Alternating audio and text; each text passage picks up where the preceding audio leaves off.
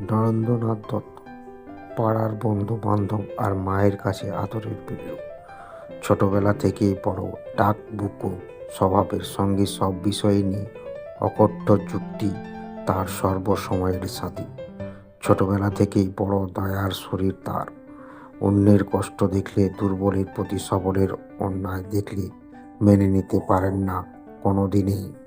সেই ছোট্ট বিল্লুই যে একদিন বড় হয়ে যুগপুরুষ হয়ে উঠবে তা সকলেরই জানা। কিন্তু নরেন যে যুগপুরুষ হয়ে উঠবে তা তো আর সে প্রথম দিন থেকেই জানত না। তাহলে নরেন কি হতে চেয়েছিল? কিভাবে সে হয়ে উঠল স্বামী বিবেকানন্দ? আরও 5টা সাধারণ ছেলের মতোই বড় হয়ে উঠেছিল নরেন্দ্র। বন্ধুদের সঙ্গে খেলতে যাওয়া, বদমাশি করা, মায়ের কাছে বকা খাওয়া, শাস্তি দিতে ঘরে আটকে রাখা, এইসব কিন্তু হয়েছে বিবেকানন্দর সঙ্গেও। একটা সময় বেশ ভালোই অবস্থা ছিল তাদের। গরিব দুঃখীদের দান ধ্যান করা, মানুষের মধ্যে ভেদাভেদ না করার শিক্ষা ছোটবেলাতেই বাড়িতে পেয়ে গিয়েছিল নরেন। কিন্তু সমস্যা হলো অন্য জায়গায়।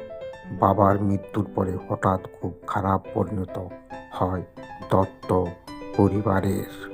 কোনো বেলা খাবার জোটে তো কখনো আধ পেটা খেয়ে থাকতে হয়। মায়ের গায়ে সেই এক কাপড়। ভাই বোনের দুঃখ যন্ত্রণা যা দেখে নিজেকে ঠক রাখতে পারেননি বিল্লু। অন্য 5টা মধ্যবিত্ত ছেলের মতোই প্রতিদিন সকাল থেকে বেরিয়ে পড়ত চাকরির খোঁজে। কিন্তু চাকরি বলেই তো আর পাওয়া যায় না। ধীরে ধীরে বাড়ির লোকেদের অর্থ ভাবে দেখে হতাশ গ্রাস করতে শুরু করলো তাকে।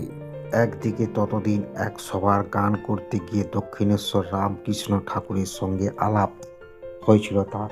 নরেনের গলায় শ্যামা সঙ্গীত শুনে মুগ্ধ ঠাকুর কয়েকদিন অন্তর অন্তর তাকে ডেকে পাঠান দক্ষিণেশ্বর বা অন্য কোথাও। আসলে নিজের প্রিয় শিষ্যকে না দেখলে মন ভালো থাকতো না ঠাকুরেরও। তার উপর মায়ের গোপন আদেশ, নরেনকে গড়ে তুলতে হবে ঠাকুরকে সকলের খুব মানিগণ্য করে। নরেনের মনে এক বিশেষ জায়গা ছিল তার। কিন্তু দরিদ্র যন্ত্রণায় একদিন ঠাকুরের কাছে ভেঙে পড়েন নরেন। কেন তার এত কষ্ট? ঠাকুরের মা তো সব যন্ত্রণা মুকুব করে দেন। তাহলে নরেন কেন এত কষ্ট? সোজা এসে ঠাকুরকে চেপে ধরলেন নরেন। সেই মুহূর্তে ঘটকি উদ্ভট ঘটনা। নরেনের মুখে টাকা পয়সা, বৈশ্বিক সংসারের কথা শুনে একটু কষ্ট পেয়েছিলেন ঠিকই, কিন্তু ঠাকুর বোধহয় জানতেন এইবার সময় এসেছে নরেনকে তার নিজের সঙ্গে পরিচয় করানোর।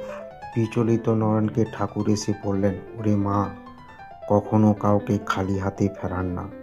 যা তুই শুদ্ধ মনে গিয়ে মাকে নিজের মনের কথা, কষ্টের কথা বল, দেখবি মা তোর কথা ঠিক কথা শুনবে। নরেনকে মায়ের দরবারে পাঠালে বটে, তবে মনে মনে প্রমাদ করতে লাগলেন তিনিও।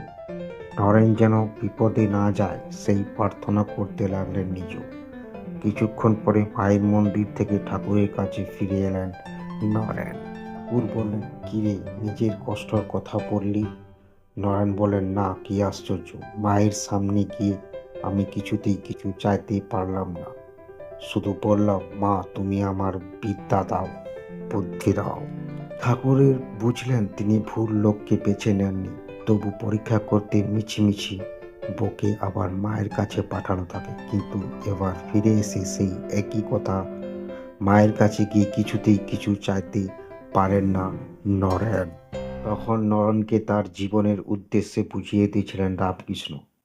তাকে যে সংসারকে আটকে থাকলে চলবে না, নরেনকে হয়ে উঠতে হবে বটবৃক্ষের মতো।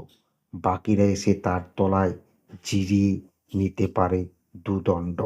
যে বটবৃক্ষ সব রকমের ঝড় ঝাপটা থেকে বাঁচিয়ে রাখবে সকলকে। নরেন লোক শিক্ষা দেবে, এটাই ছিল ঠাকুরের শেষ কথা।